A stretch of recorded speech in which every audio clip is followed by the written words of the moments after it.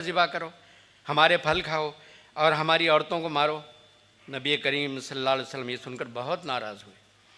اور عبد الرحمن بن عوف کے ذریعے اعلان کروا کر لوگوں کو نماز کے لیے جمع کروایا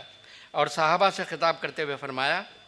کیا تم میں کوئی تکیے پر ٹیک لگا کر بیٹھا ہوا یہ گمان کرتا ہے کہ اللہ نے سوائے اس کے جو قرآن میں ہے کوئی چیز حرام نہیں کی؟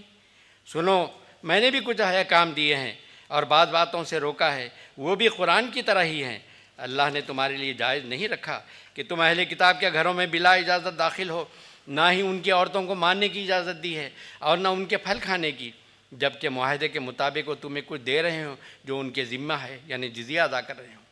صلح حدیبیہ کے ثمرات میں سے ایک تو خیبر کی فتح کی قریب بشارت پوری ہوئی، پھر اس کے 2 سال بعد سن 8 ہجری میں فتح مکہ کا نظارہ دنیا نے دیکھا۔ یہ فتح بھی دراصل قریش مکہ کی طرف سے صلح حدیبیہ کے توڑنے کا اعلان کرنے کا پیش خیمہ بنی۔ سامعین کرام، حضرت صلی اللہ علیہ وسلم 10,000 قدوسیوں کی جمعیت کے ساتھ مدینہ سے مکہ کی طرف عازم سفر ہوئے۔ یہاں ایک قابل ذکر امر ہے کہ اس قدر بھاری جمعیت والے لشکر کی تیاری اور نقل و حرکت کو رازداری میں رکھنا بظاہر ایک ناممکن امر تھا، لیکن رسول اللہ صلی اللہ علیہ وسلم جو ہر کٹھن مرحلے پر دعا اور تدبیر کو کام میں لاتے تھے، آپ نے دعا کی، اللہم خذ العیون والاخبار عن قریش، کہ اے اللہ قریش کے جاسوسوں کو روک رکھ اور ہماری خبریں ان تک نہ پہنچیں، اور تدبیر یہ فرمائی کہ مدینہ سے مکہ کی طرف جانے والے تمام راستوں پر پہرے بٹھا دیے۔ چنانچہ اللہ نے آپ کی دعاؤں اور تدابیر کو اس رنگ میں شرف قبولیت عطا فرمایا کہ معجزانہ طور پر یہ عظیم الشان لشکر کسی اطلاع یا مزاحمت کے بغیر مکہ کی وادی میں داخل ہو گیا۔ آپ نے صحابہ کو حکم دیا کہ وہ مختلف ٹیلوں پر بکھر جائیں اور ہر شخص آگ کا الاؤ روشن کرے۔ اس طرح اس رات 10,000 آگیں روشن ہو کر مر الزہران کے ٹیلوں پر ایک پرشکوہ اور ہیبت ناک منظر پیش کرنے لگی۔ ادھر ابو سفیان اور اس کے ساتھی رات کو مکہ کی گشت پر نکلے تو یہ ان گنت روشنیاں دیکھ کر حیران اور شدت رہ گئے، چونکہ حضرت صلی اللہ علیہ وسلم ابو سفیان کے لیے امن کا اعلان کر چکے تھے اور حضرت عباس نے انہیں پناہ دی تھی۔ صبح جب ابو سفیان کو حضرت صلی اللہ علیہ وسلم کی خدمت میں پیش کیا گیا تو آپ نے فرمایا، ابو سفیان،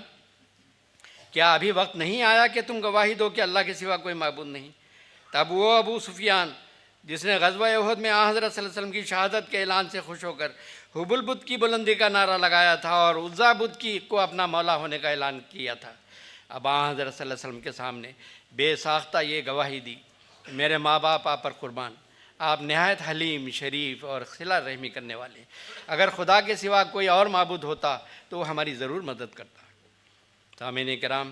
حضرت سلیمان علیہ السلام نے ملکہ سبا کو جب توحید کا اور اطاعت کا پیغام دیا تو اس نے درباریوں سے مشورہ طلب کیا،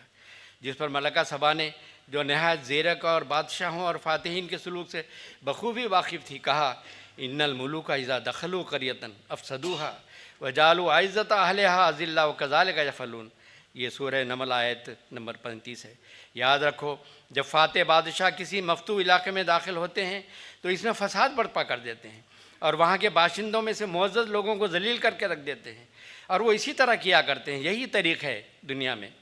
لیکن آئیے دیکھیں فتح مکہ کے دن حضرت اقدس محمد مصطفیٰ صلی اللہ علیہ وسلم کے کیا اخلاق ظاہر ہوتے ہیں، مشرکین مکہ کے ساتھ کیا سلوک کیا جاتا ہے۔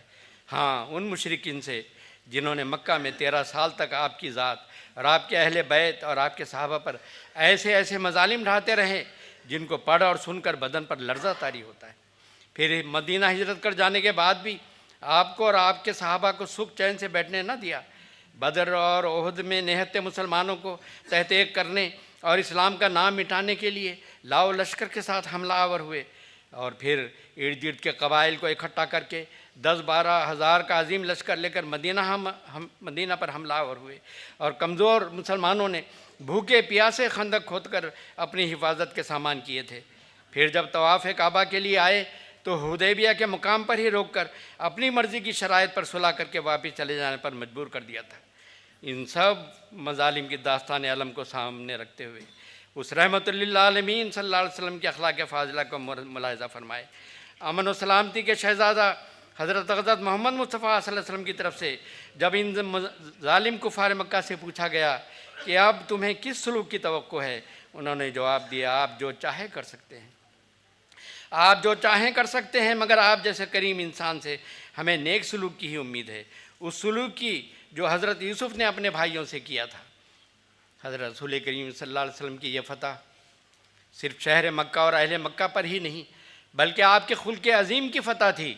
جس کا دشمن بھی اعتراف کر رہا تھا۔ بہرحال ان کی توقعات سے کہیں بڑھ کر رحمت للعالمین صلی اللہ علیہ وسلم نے ان سے رحمت کا سلوک فرمایا اور ان کے تمام مظالم کو نظر انداز کرتے ہوئے فرمایا اذهبوا انتم الطلقاء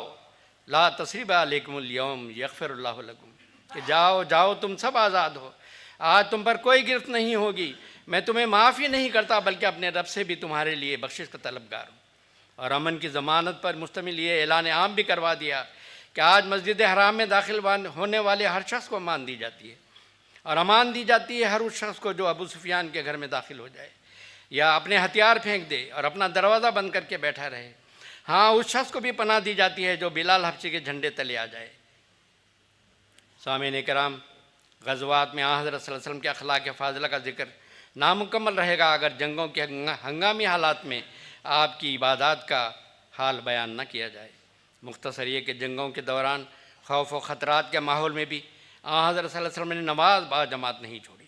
اس حالت میں بھی صحابہ کو اس طرح با جماعت نماز پڑھائی کہ ایک گروہ تو دشمن کے سامنے صف آرا رہا تو دوسرے گروہ نے آپ کے پیچھے کھڑے ہو کر نصف نماز ادا کی، پھر پہلے گروہ نے آ کر نصف نماز ادا کی اور پھر دونوں گروہوں نے اپنی بقیہ نماز مکمل کر لی۔ اس طرح آپ نے عملی نمونے سے امت کو سمجھا دیا کہ دیکھو، موت کے بڑے سے بڑے خطرے کی حالت میں بھی فرض نماز معاف نہیں ہوتی۔ نمازیں وقت پر ادا نہ ہو سکیں، یہاں تک کہ روایات میں آتا ہے کہ غزوہ احزاب میں دشمن کی کڑی نگرانی اور ان کے مسلسل حملوں کے سبب ظہر و عصر کی نمازیں وقت پر ادا نہ ہو سکیں، یہاں تک کہ سورج غروب ہو گیا۔ تب حضرت صلی اللہ علیہ وسلم نے بر وقت نماز کی ادائیگی کا موقع نہ ملنے پر بے قرار ہو کر فرمایا خدا ان کو غارت کرے، انہوں نے ہمیں نماز سے روک دیا۔ پھر آپ نے صحابہ کو اکٹھا کیا اور فوج شدہ نمازیں پڑھائیں۔ آج کل ہمارے پیارے امام حضرت خلیفۃ المسیح الخامس ایدہ اللہ تعالیٰ بن عزیز بھی مختلف غزوات کے حوالے سے حضرت محمد رسول اللہ صلی اللہ علیہ وسلم کی سیرت طیبہ بیان فرما رہے ہیں۔ ایک غزوہ کے ذکر میں فرمایا حضرت صلی اللہ علیہ وسلم کی کسی سے ذاتی دشمنی نہیں تھی، یعنی آپ کے دل میں ان مشرکین کے لیے کسی ذاتی دشمنی کے جذبات نہیں تھے، بلکہ اللہ تعالیٰ کے دین کو مٹانے والوں کے خلاف جنگ تھی۔ پھر آپ نے جنگ کے اصول و قواعد مقرر فرمائے، معاہدوں کا بھی پاس کیا اور ان چیزوں پر انتہائی درجے تک عمل بھی کیا۔ آج کل کی دنیا کی طرح نہیں کہ اصول و ضوابط تو بے شمار بنائے لیکن عمل کوئی نہیں بلکہ دوہرے معیار ہے۔ خطبہ جمعہ فرمودہ 1 دسمبر 2023۔ حضرت خلیفۃ المسیح رابع رحمہ اللہ تعالیٰ خلافت پر متمکن ہونے سے قبل جلسہ سالانہ کے موقع پر غزوات میں حضرت صلی اللہ علیہ وسلم کے خلق عظیم کے عنوان پر تقاریر فرماتے رہے ہیں۔ غزوہ احد کے ذکر میں ایک مقام پر آپ نے فرمایا ہر چند کے غزوات نبوی پر نظر ڈالنے سے حضور صلی اللہ علیہ وسلم کی احسن بے مثل استعدادوں پر بھی حیران کن روشنی پڑتی ہے، جو بحیثیت ایک سپہ سالار جیش آپ کی ذات میں بدرجہ اتم موجود تھی، لیکن حضور صلی اللہ علیہ وسلم کی اول و آخر حیثیت ایک جنگی ماہر کی نہیں بلکہ ایک اخلاقی اور روحانی سردار کی تھی، جس کے ہاتھوں میں مکارم اخلاق کا جھنڈا تھمایا گیا تھا۔ اعلیٰ اخلاق کا جھنڈا بلند رکھنے اور بلند تر کرتے چلے جانے کی جس عظیم جہاد میں آپ مصروف تھے، وہ ایک مسلسل کبھی نہ ختم ہونے والا ایک ایسا مجاہدہ تھا جو امن کی حالت میں بھی اسی طرح جاری رہا جیسے جنگ کی حالت میں۔ دن کو بھی آپ نے اس علم کی حفاظت کی اور رات کو بھی، اور فاتح اعظم حضرت محمد مصطفیٰ صلی اللہ علیہ وسلم کو ہر بار ہر اخلاقی مارکے میں عظیم الشان فتح نصیب ہوئی۔ اللہ تعالیٰ سے دعا ہے کہ آج کل کی مسلم تنظیموں کو بھی حضرت صلی اللہ علیہ وسلم کے ان پاک نمونوں کو ہمیشہ یاد رکھنے کی اور ان پر عمل کرنے کی توفیق عطا فرمائے۔ اللہم صلی علی محمد وعلی آل محمد وبارک وسلم انک حمید مجید وآخر دعوانا ان الحمدللہ رب العالمین۔